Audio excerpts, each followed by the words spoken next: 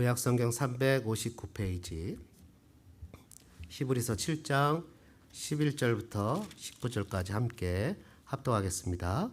레위 계통의 제사 직분으로 말미암아 온전함을 얻을 수 있었으면 백성이 그 아래에서 율법을 받았으니 어찌하여 아론의 반차를 따르지 않고 멜기세덱의 반차를 따르는 다른 한 제사장을 세울 필요가 있겠느냐. 제사 직분이 바꾸어졌은즉 율법도 반드시 바꾸어지리니 이것은 한 사람도 제단 일을 받들지 않는 다른 지파에 속한 자를 가리켜 말한 것이라. 우리 주께서는 유다로부터 나신 것이 분명하도다. 이 지파에는 모세가 제사장들에 관하여 말한 것이 하나도 없고 멜기세덱과 같은 별다른 한 제사장이 일어난 것을 보니 더욱 분명하도다. 그는 육신에 속한 한 계명의 법을 따르지 아니하고 오직 불멸의 생명의 능력을 따라 되었으니 증언하기를 네가 영원히 멜기세덱의 반차를 따르는 제사장이라 하였도다. 전에 있던 계명은 연약하고 무익함으로 패하고 율법은 아무것도 온전하게 못할지라. 이에 더 좋은 소망이 생기니 이것으로 우리가 하나님께 가까이 가느니라. 아멘. 한번 따라해 보실까요? 영원한 소망 예수님. 어떤 분들은 우리가 왜 유대인의 종교를 따라가느냐 믿느냐 이렇게 얘기를 합니다. 또 유대교나 기독교나 이슬람 다 같은 하나님을 믿는데 뭐 이렇게 복잡하냐, 그래서 나는 믿고 싶지 않다 하는 분들이 아주 간혹 있습니다. 여러분 어떠십니까? 유대교나 기독교나 이슬람이 모두 같은 하나님을 믿고 있는 것입니까? 아브라함과 구약 성경을 공유하는 것은 맞습니다. 그러나 분명한 차이점이 있죠.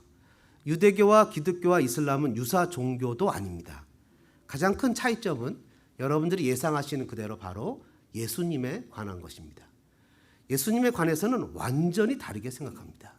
하늘과 땅 차이보다 더 큰 차이가 있는데요. 우리는 예수님을 어떻게 믿습니까? 예수님은 삼위일체의 하나님으로 믿습니다. 예수님은 삼위일체의 하나님이신데 그분이 우리를 구하시기 위해서 사람이 되셔서 십자가에서 우리 죄를 다 대속하시고 부활하셔서 하늘에 오르신, 그래서 다시 오실 주님, 하나님, 유일무이한 하나님, 세상을 창조하시고 말씀하신 하나님으로 우리 예수님을 믿습니다. 근데 유대교는 예수님을 혁신파 선지자 또는 랍비로만 보면서 구약 성경에 기록된 메시아로 믿지 않습니다. 하나님의 저주로 나무에 달려 죽은 자로 봅니다. 아담과 하와의 불순종을 인정하지만 그 죄가 온 인류에 퍼지지 않았기 때문에 율법과 선행을 하면, 율법에 순종만 하면 구원을 받는다고 믿습니다. 우리랑 완전히 다른 종교죠. 이슬람도 예수님을 인정합니다. 어떻게 인정합니까? 기적을 정말 많이 베푼 선지자로 인정을 합니다. 그러나 십자가의 죽음도 인정하지 않습니다. 십자가에 죽기 직전에 하나님께서 예수님을 하늘로 데려가시고 가룟 유다를 대신 못 박았다고 생각들을 합니다. 주장을 합니다. 예수님을 선지자로 인정하지만 참 선지자인 마호멧, 무하마드가 AD 570년경에 태어났잖아요. 그래서 이 사람이 하갈이 낳은 이스마엘이 적자, 이삭이 아니라 이스마엘이 적자고 그 후손이라고 주장을 합니다. 실은 중동 계통에 있는 분들이 다 이스마엘의 후손이죠. 주장을 합니다. 자기 스스로 예수님이 뭐라 그랬어요? 내가 가면 누가 온다 그랬어요? 보혜사가 오신다 그랬잖아요. 그러니까 자기가 그 보혜사라고 주장합니다. 그래서 예수님이 종교를 완성하지 못했기 때문에 자기가 종교를 완성한 사람이고, 그래서 이 행위, 열심히 율법에 순종하고 자기가 시키는 대로, 그러니까 이 알라가 정해놓은 그 운명에 따라 순종하면 구원을 얻는다고 가리키는 행위한 구원을 가리킵니다. 기독교와는 완전히 다른 종교입니다. 예수님에 대해서 완전히 다릅니다. 유대교나 이슬람은 삼위일체 하나님을 믿지 않습니다. 근데 우리는 삼위일체 하나님을 믿습니다. 구원은 여러분 오직 믿음으로만 이루어지죠. 그것은 구약이나 신약이나 동일한 가르침입니다. 구약의 아브라함이 하나님을 믿으니 이를 그의 의로 여기셨다라고 기록하지 않습니까? 그러면 창세기에 나오는 얘기예요. 그러니까 이 하나님이 이스라엘 사람들을 택하신 이유는 실은 아브라함이 선택하셨지 아브라함의 손자 야곱이 이름을 바꿔 이스라엘이 된 것이지 실은 아브라함을 선택하셔서 이 갈라디아에서 보면 혈통적 자손이 아브라함의 자손이 아니라 이 믿음의 자손이 아브라함의 자손이라고 주님은 얘기하십니다. 로마서에서도 뭐라고 표현합니까? 아브라함이 있고 아브라함이 하갈과 결혼해서 낳은 아들 이스마엘이 있는데 이거는 육신으로 낳은 자녀라고 했고 아브라함이 아이를 가질 수 없을 때 사라를 통해서 낳은 아들 이삭이 있는데 이 이삭이 믿음의 자녀라고 얘기를 합니다. 그런데 이 하나님이 그럼 누가 진짜 믿음의 자녀냐? 그 이삭이 믿음으로 태어났는데 그 이삭이 두 아들을 낳는데 에서가 있고 야곱이 있는데 에서는 큰 자고 야곱은 작은 자인데 하나님이 작은 자 야곱을 선택하셨으니 누가 믿음의 자녀냐? 하나님이 선택하신 자가 믿음의 자녀다 이렇게 얘기하는 거예요. 혈통적 유대인이 혈통적 이스라엘이 아니라는 거죠. 그거는 예수님도 하셨어요. 너희들이 아브라함의 자손이라고 떵떵거리느냐? 하나님은 저 돌로도 아브라함의 자손을 만드실 수 있다. 그러니까 우리가 영적으로 아브라함의 자손이라는 것은 유대인이라는 얘기가 아니라 믿음의 자녀라는 이야기를 하고 있는 것이죠. 여러분 이 야곱이 이름을 이스라엘로 바꾸지 않습니까? 이스라엘로 이름을 하나님 바꿔주신단 말이에요. 이스라엘이라는 뜻이 하나님과 겨루어 이긴 자라는 뜻이에요. 그래서 그가 아들을 낳는데 몇 명을 낳습니까? 12명을 낳아요. 그래서 그가 이스라엘의 조상이 되었고 야곱이 이스라엘이라는 이름을 바뀌면서 그가 낳은 12이 12지파가 됩니다. 그 이스라엘의 12지파가 되는데요. 여러분 그래서 이 12지파가 되고요. 이 12지파 속에서 그 중에 레위와 시몬이라는 사람이 있습니다. 레위 지파의 레위와 시몬과 디나는 한 엄마에게서 태어났어요. 야곱의 와이프가 4명이었는데 그 중에 한 엄마에게 태어난 것이 레위와 시몬과 디나입니다. 근데 디나가 세겜 추장의 아들에게 겁탈을 당했어요. 밖에서 쫄래쫄래 놀다가 겁탈을 당해서 이 레위와 시몬이 쫓아가서 내 동생하고 결혼하고 싶으면 너희들이 우리 종교적인 전통인 할례를 받아야만 된다. 할례를 받게 시키고 가장 고통스러운 날 세겜족의 남자들을 다 죽이고 그리고 약탈을 하게 됩니다. 잔인하죠. 그리고 나서 나중에 야곱이 가족들과 함께 요셉의 초청으로 애굽으로 이민을 가서 죽기 직전에 이 시몬과 레위를 축복할 때 그들이 아주 흉악한 그 잔인한 죄를 지었기 때문에 그들의 후손들은 이스라엘에 흩어져서 살게 될 거라는 저주 비슷한 축복을 하게 됩니다. 실은 저주죠. 저주를 받게 됩니다. 그렇게 세월이 흘러서 430년이 지납니다. 그 저주 속에서 레위와 시몬이 살아가다가 하나님께서 모세를 선택하시고 모세도 레위 지파입니다. 그리고 아론 그의 친형이에요. 아론을 대제사장으로 세우십니다. 그때까지만 해도 대제사장이 계속 대를 잇는 것은 별로 없었던 것 같아요. 근데 여러분 미디안이라는 부올이라는 곳에 갔을 때 이스라엘 사람들이 미디안 여인들과 음행을 하면서 바알 신을 섬기는 정말 처참하고 어처구니 없는 일이 생깁니다.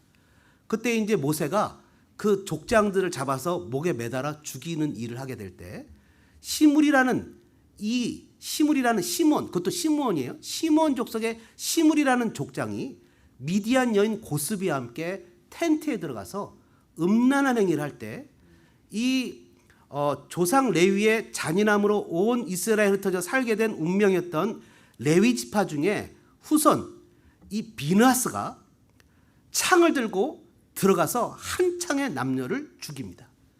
그때 전염병이 멈추게 되고 하나님의 마음이 누그러뜨려지는 사건이 나타나면서 하나님이 그들에게 축복을 내리는데 영원한 제사장이 될 거라는 축복을 내리게 되십니다. 저주가 신앙으로 이래서 축복으로 바뀌는 계기가 된 거죠. 조상의 잘못된 가치관과 운명을 가지고 살다가 비느하스의 그런 하나님을 향한 열심이 흩어져서 남들을 축복하는 전화위복의 복을 받게 되는 기적적인 역사가 나타나게 된다는 거예요. 그래서 레위 지파가 생기게 되는 거죠. 오늘 본문 11절의 내용을 같이 한번 읽어보겠습니다. 7장 11절의 내용을 같이 한번 읽어보죠. 레위 계통의 제사 직분으로 말미암아 온전함을 얻을 수 있었으면 백성이 그 아래에서 율법을 받았으니 어찌하여 아론의 반차를 따르지 않고 멜기세덱의 반차를 따르는 다른 한 제사장을 세울 필요가 있느냐. 다시 얘기하면 이 레위도 그렇게 잔인했었고, 레위 지파에 있었던 아론도 심지어 우상을 섬기는 죄를 지었었고, 그의 두 아들 홈니와 비나스 맞죠? 비나스 맞나요? 그 두 아들도 그 다른 불을 가지고 직사하는 일을 경험하게 되고, 그러다 비나스의 이런 열심을 가지고 이 제사 직분이 계속 내려가는 은혜를 누리게 됐는데, 이들도 결국 죄인이었다는 거예요. 이들도 결국 연약한 존재였다는 거예요. 한계가 있었다는 거예요. 그래서 이들이 영원한 우리의 죄를 속죄할 수 있는 힘은 없었다는 거예요.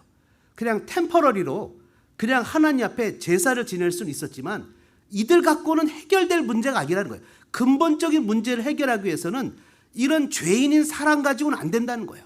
그래서 여러분 11절 끝에 뭐라고 표현합니까? 멜기세덱의 반차를 따르는, 아론의 반차를 따르지 않고 멜기세덱의 반차를 따르는 다른 한 제사장을 세울 필요가 있느냐? 시편 110편 4절은 예수님도 인용하셨던 그런 성경인데요. 110편은요. 4절에 이렇게 기록합니다. 여호와는 맹세하고 변하지 아니하시리라. 이르시기를 너는 멜기세덱의 서열을 따라 영원한 제사장이라 하셨도다. 다윗이 자기 후손으로 오는 메시아에 대해서 예언한 성경이 시편 110편인데, 다윗이 자기 후손을 향해서 주여 이렇게 부르면서 영원한 제사장이신데 멜기세덱의 서열을 따르는 분입니다. 이렇게 얘기한다는 거예요. 여러분, 우리 예수님이 우리의 영원한 소망이신 이유는 바로 그분이 멜기세덱의 반차를 따른 영원한 제사장이기 때문이에요. 여러분, 시브리서 7장 11절은 그 말을 하고 있는 거예요. 온 인류의 죄를 대속할 수 있는 제사장은 죄의 영향력 아래 있는 사람은 안 된다는 거예요. 죄의 영향력을 넘어서는 사람이어야 된다는 것이죠.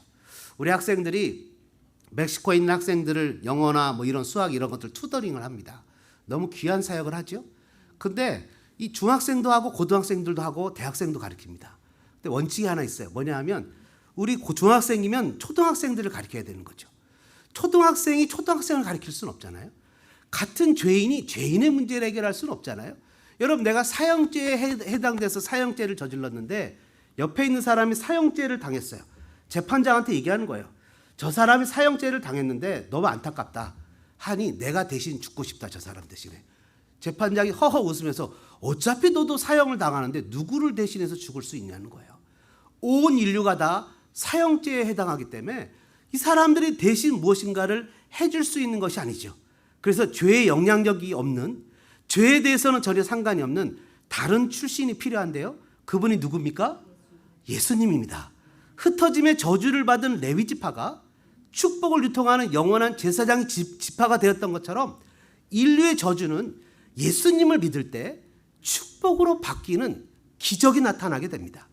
여러분 15절과 16절, 17절을 같이 한번 읽겠습니다. 15, 16, 17절입니다. 함께 읽겠습니다. 멜기세덱과 같은 별다른 한 제사장이 일어난 것을 보니 더욱 분명하도다. 그는 육신에 속한 한 계명의 법을 따르지 않고 오직 불면의 생명의 능력을 따라 되었으니 증언하기를 네가 영원히 멜기세덱의 반차를 따르는 제사장이라 하였도다. 여러분, 우리 예수님은 멜기세덱보다 열등한 게 아니에요. 이 멜기세덱이 누군지 아십니까? 이 시브리서 7장의 1절부터 10절까지 보면 멜기세덱에 대한 설명을 얘기해 주고 있어요. 아니, 멜기세덱이 무슨 떡이름도 아니고 멜기세덱을 왜 이렇게 찾으세요, 목사님 졸리게. 근데 멜기세덱을 알려면 이 시브리 기자가 뭐라고 표현하냐면 조금 깊이 영적인 은혜를 맛봐야 멜기세덱을 알 수 있다는 거예요.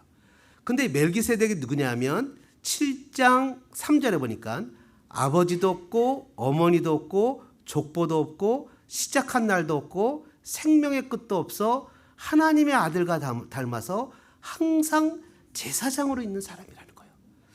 그래, 아론의 계열을 따르는 그 제사장들은 안 되고 멜기세덱같이 신비로운, 멜기세덱의 후손이 아니라 멜기세덱과 같이 신비로운 사람이 제사장이 돼야 된다는 거예요. 그러니까 멜기세덱보다 열등한 게 아니죠. 3절에 보니까 하나님의 아들과 닮아요, 멜기세덱이. 심지어 예수님은 하나님의 아들이에요. 예수님은 멜기세덱보다 훨씬 더 상상할 수 없이 뛰어난 분이에요. 그래서 7절에 뭐라고 표현합니까? 논란의 여지가 없이. 4절에 이 사람이 얼마나 높은가를 생각해봐라. 7장 4절에 예수님이 얼마나 높은가를 생각해봐라. 이 멜기세덱이 얼마나 높은가를 생각해봐라. 근데 이 멜기세덱보다도 더 높은 하나님의 아들이 제사장이 된 이유가 바로 저와 여러분을 위해서 되었다니, 예수 그리스도가 우리의 참 소망이 수밖에 없는 거죠. 그러니까 그 예수님을 생각해보라는 거예요. 얼마나 익사이팅한지 생각해보라는 거예요. 세상에 다른 사람이 아니라 예수님이. 하루는 차를 몰고 가다가 접촉사고가 일어났습니다. 누가 내 차를 들이받았어요. 근데 그 접촉사고를 해결하기 위해서 그냥 지나가던 경찰만 와도 될 텐데 LA 경찰시장이 쫓아온 거예요. 너무 당황스러운 거죠. 아니 내가 도대체 뭔데? 여러분, 우리 죄를 해결하기 위해서 인간 제사장만 있어도 그냥 감지덕지인데 하나님이 친히 이 땅에 내려오셔서 우리의 제사장이 되어주셨다는 거예요. 얼마나 이 사실이 우리에게 큰 축복의 사건입니까? 여러분, 욥도 아마 이 창세기 시대의 사람이기 때문에 멜기세덱에게 11조를 드리고 제사를 드리지 않았을까라는 생각을 합니다. 여러분, 우리 주님이 우리의 영원한 대제사장이신 걸 믿으시길 주님의 이름으로 축복합니다. 우리 예수님이 참 소망이신 두 번째 이유는요, 14절을 함께 읽겠습니다. 14절을 함께 읽겠습니다. 우리 주께서는 유다로부터 나신 것이 분명하도다. 이 지파에는 모세가 제사장들에 관하여 말한 것이 하나도 없고. 여러분, 제사장은 어느 지파에서 납니까? 레위 지파에서 나요. 근데 예수님은 멜기세덱에서 따라서 났지만 예수님은 혈통적으로는 어느 지파입니까? 유다 지파예요. 유다 지파. 여러분, 야곱이 자신의 12 아들에게 죽기 전에 예언한 내용 중에 유다에게 예언한 내용이 있어요. 원래 유다는요, 이 요셉이 자기 동생 요셉을 죽이려고 했을 때 사람들이 웅덩이에 가두잖아요.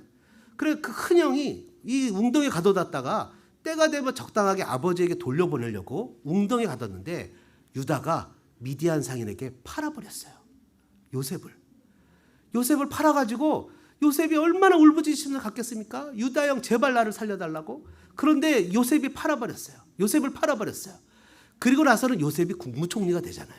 총리가 된 후에 그 사람들이 이렇게 형제들이 오는데 형제들이 요셉은 못 알아봅니다. 요셉은 알아보는 거예요.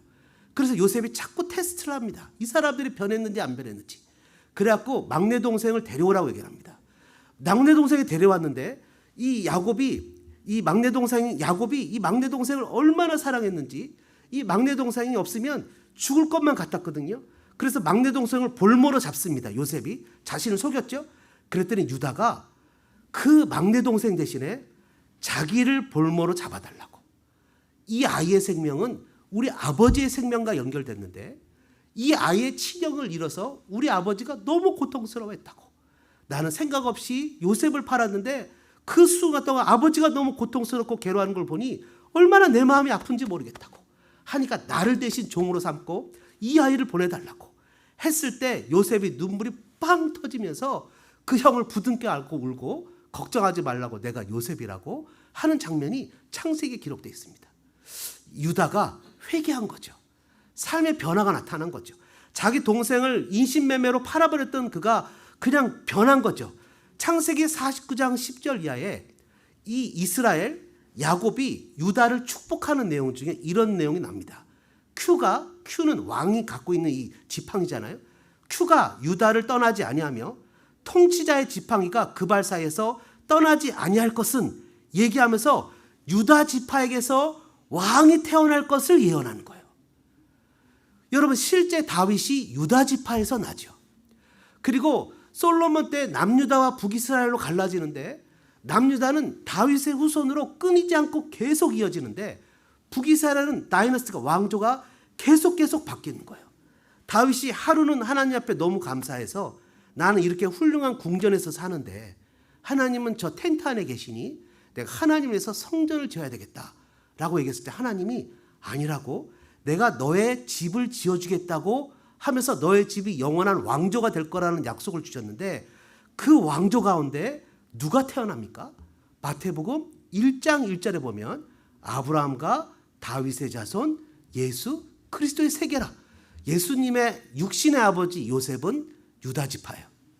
그의 어머니 성령으로 예수님을 잉태하신 동정녀 마리아도 유다 지파예요. 예수님이 약속대로 유다 지파에서 오셨어요.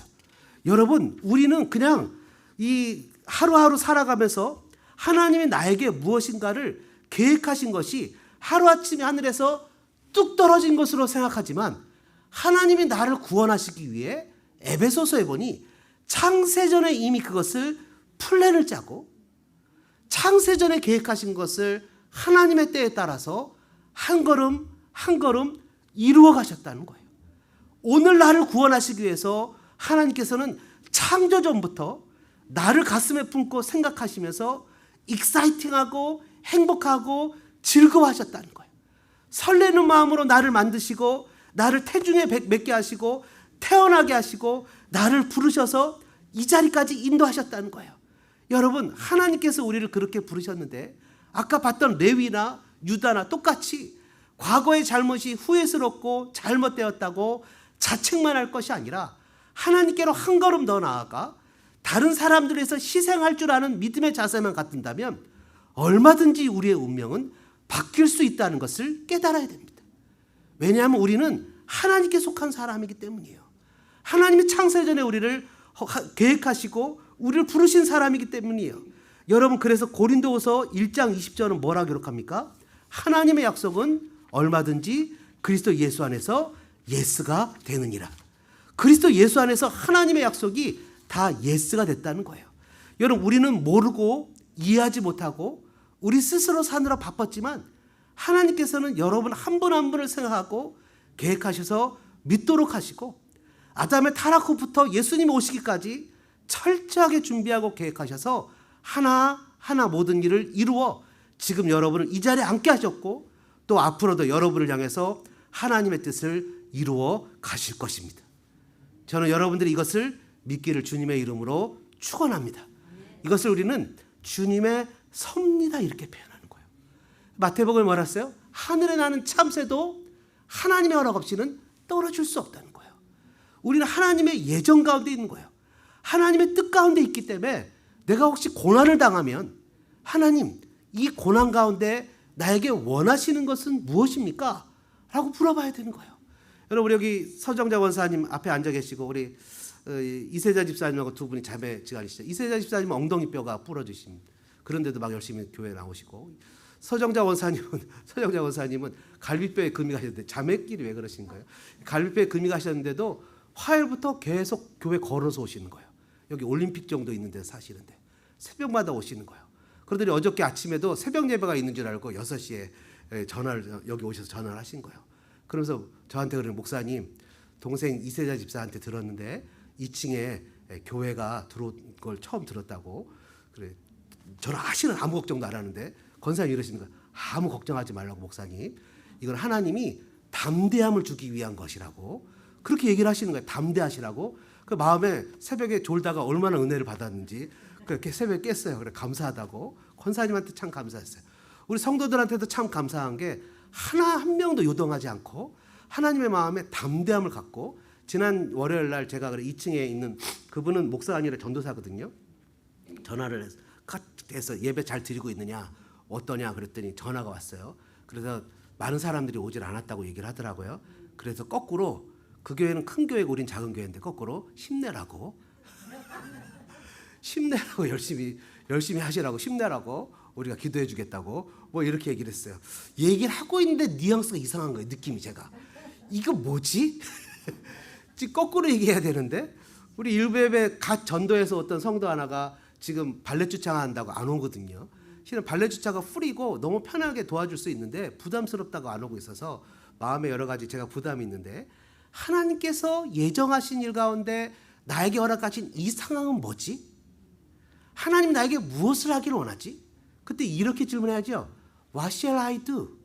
하나님, 내가 뭘 해야 될까요? What shall I do? 여러분, 예수님은 지파로는 유다 지파고 제사장 계통으로는 멜기세덱으로 따라오셨습니다. 여러분 16절을 함께 아까 읽었지만 16절 한번 더 읽어볼까요? 16절입니다. 그는 육신에 속한 한 계명의 법을 따르지 아니하고 오직 불멸의 생명의 능력을 따라 되었으니. 아멘. 여러분 뭐라고 기록하고 있습니까? 예수님이 육신에 속한 한 계명의 법이 있는데 이 법을 따르지 않았다는 거예요. 육신에 속한 한 계명의 법은 뭐예요? 여러분 이 육신에 속한 한 계명은요, 이 레위 지파가 제사장이 되는 것도 율법이고 육신의 법이고, 이 레위 지파가 섬길 수 있는 성막을 지은 것도 육신의 법이고, 레위 지파가 절기에 따라서 매번 제사를 지내야 되는 것도 육신의 법인데, 이 육신의 법으로는 너는 죄인이야, 그런 일을 하면 죄를 짓는 거야, 그런 일을 하면 하나님이 싫어하셔, 그런 일을 하면 지옥에 가게 될 거야는 알려줄 수는 있어도 육신의 법이 생명을 해결하지 못하는 거예요. 육신의 법이 해결을 못 해주는 게 있는 거예요. 그래서 예수님이, 하나님이 다윗에게 너의 후손 중에 메시아가 올 거야 라고 하면서 육신의 법으로는 다윗의 계통이 왕위를 떠나지 않았지만 성령의 법으로는 그 메시아가 온다는 약속이 그 안에 크게 포함되어 있는 거예요. 쉽게 얘기하면 육신의 법은 그림자와 같은 거고 생명의 성령의 법은 진짜 실체인 거죠. 그래서 여러분 로마서 8장 1절 2절은 뭐라 그랬어요? 그리스도 예수 안에 있는 자에게는 결코 정죄함이 없나니 생명의 성령의 법이 사망의 법에서 너를 해방하였다. 여러분 그러니까 우리가 사망의 법에 매여 있잖아요. 율법은 나쁜 게 아니에요. 율법은 좋은 거예요. 죄도 가르쳐주고 나쁜 것도 가르쳐주고 하지 못하게 해요. 근데 근본적인 문제를 해결해 주지는 못해요. 양심도 똑같아요. 율법만큼은 안 돼도 양심 우리의 마음에 가책도 주고 깨달음 줘요. 그래서 율법을 받지 못한 민족들에게도 양심을 주셔서 그건 죄야 라고 하나님이 가르쳐 준단 말이죠. 세상 천지를 보니까 하나님이 계시다는 것이 분명한 사실로 인식된단 말이죠. 그러니까 사람의 마음에 내가 이렇게 살면 안 되는데, 이러다 벌 받는데 라는데, 그렇게 살면 벌 받는 것은 벌 받는다는 것까지만 알려주지 어떻게 구원을 받고 생명을 누리고 영원한 천국에 사는 것을 알려주지는 못한단 말이에요. 그래서 예수님이 이 육신의 법을 뛰어넘는 생명의 성령의 법에 따라서 죽으시고 부활하시고 승천하셔서 저 하늘에 있는 진짜 지성소에 들어가셔서 영원한 제사를 단번에 드리심으로 생명의 성령의 법에 따라 친히 대제사장이 돼서 친히 제물이 돼서 자신이 단번에 드리심으로, 여러분 거기는 시간도 없어요. 날짜도 없어요. 늙는 것도 없어요. 그거는 단번에 드리심으로 2000년 전이나 1900년 전이나 1500년 전이나 바로 지금이나 살아가는 모든 사람들이 동일하게 한 번에 그 죄를 단번에 해결하셨다는 거예요. 그게 방금 나온 16절에 오직 불멸의 생명의 능력을 따라서 제사장이 됐다는 거예요. 그러니까 이 세상의 육신의 법이 아니라 하나님 나라의 법에 따라서 예수님이 그렇게 하셨다는 거예요. 여러분 레위 지파 갖고는 안 되는 거예요. 율법에 정해진 것 갖고는 안 되는 거예요. 아직도 이 율법에서 벗어나지 못해서 안식일 날 예배를 드려야 된다느니 뭐 또 제사를 절기를 지켜야 된다니 이런 소리 하는 사람들이 있어요. 마음이 답답하죠. 그래서 우리는 생명의 성령의 법을 따라 예수님을 사랑하면 모든 율법을 다 이룬 거예요. 율법 폐기론하는 게 아니라 율법 완성하는 거예요. 예수님을 사랑하면 굳이 주일 예배 나와서 예배 드리라고 하지 않아도 내 주님 사랑하는데 예배 드리고 싶겠습니까? 놀러 가고 싶겠습니까? 내 주님 사랑하면 주일날 나와서 예배 드리고 싶은 거예요. 내 주님 사랑하면 드리지 말라 그래도 11절을 드리고 싶은 거예요. 내 주님 사랑하면 내 호주머니에 돈이 없어도 어떻게 하면, 여러분 데이트하셨을 때는 생각해 보세요.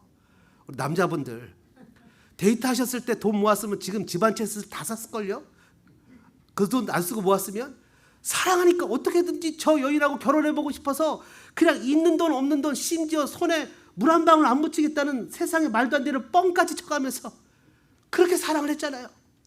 예수님을 사랑해 보세요. 예수님을 정말 사랑하면 법이 없어도 그 사랑이 나를 강권한다니까요. 그 사랑이 나를 예수님께로 이끌어간다니까요. 그 사랑이 나를 예수님한테 예배하고 예수님을 섬기고 헌신하고 전도하고 선교하고 어떻게 하면 내 주님 기뻐하시는 일을 할까? 나를 몰아간다니까요. 사랑하니까 그렇게 바뀌는 거죠. 여러분, 하나님이 저한테 정말 귀한 사의를 하나 주셔서 여기 우리 사이가 앉아서 일부 예배부터 정말 열심히 헌신하고 제가 세례도 주고 열심히 섬기는데 사위의 가장 큰 특징이 하나는 뭐냐면 제가 뭐라고 얘기를 할 때 제 딸의 눈치를 본다는 거예요. 딸이 오케이 해줘야 제가 얘기를 해도 움직이는 거예요. 하도 기가 막혀갖고 이런 어처구니 없는 일이 있나 싶었는데 속으로는 기쁜 거예요. 그래, 평생 내 딸의 말을 들어주는 사람 하나 있으니 얼마나 좋겠냐, 이런 생각이 들어가는 거예요. 미안합니다. 이런 얘기를 해서 현장에 있는데 직접 두고 해서 미안한데 참 속으로 그랬어요. 그래, 아내가 저를 비교를 합니다. 사위를 좀 보고 배워라. 비교를 하면서 제가 그랬어요. 태생이 안 그런데 태생이 나는 예수님밖에 없는데. 옛날에 제 아내가 몸이 너무 아파갖고 하혈을 하고 힘들 때 교회 개척 초기에 집마다 막 찾아다니면서 성경 공부를 했던 적이 있어요. 아내가 그러는 거예요. 요즘 같으면 안 그랬을 텐데, 여보 나 오늘 너무 아파, 안 갔으면 좋겠어. 그때 제가 아직까지 회개하고 후회하는 말 중에 하나가, 여보 이러다 죽으면 순교야. 남의 와이프 아픈데 웃음이 나옵니까? 이러다 죽으면 순교야. 그랬더니 아내가 눈물을 툭툭 흘리면서 따라가는 거예요. 꼭 그 소가 도살장 끌려갈 때 우는 것처럼 툭툭 흘리면서 따라가는 거예요. 그리고는 그 집사님 댁 들어가기 전에 눈물 닦고 화장 이렇게 하고 들어가서 씩 웃으면서 그래서 성경 공부를 1시간 반 하고 나오는 거예요. 여러분, 소망교회가 제 아내나 저나 우리 권사님 장로님들의 피와 눈물과 땀과 우리 예수님의 피와 눈물과 함께 세워진 교회입니다.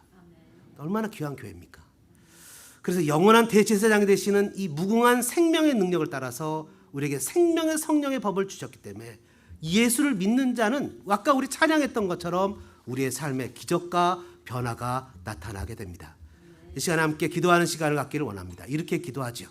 주님, 제가 육신의 법이 아니라 생명의 성령의 법을 따라 예수님을 믿습니다. 나의 삶에 다쳤던 것, 가렸던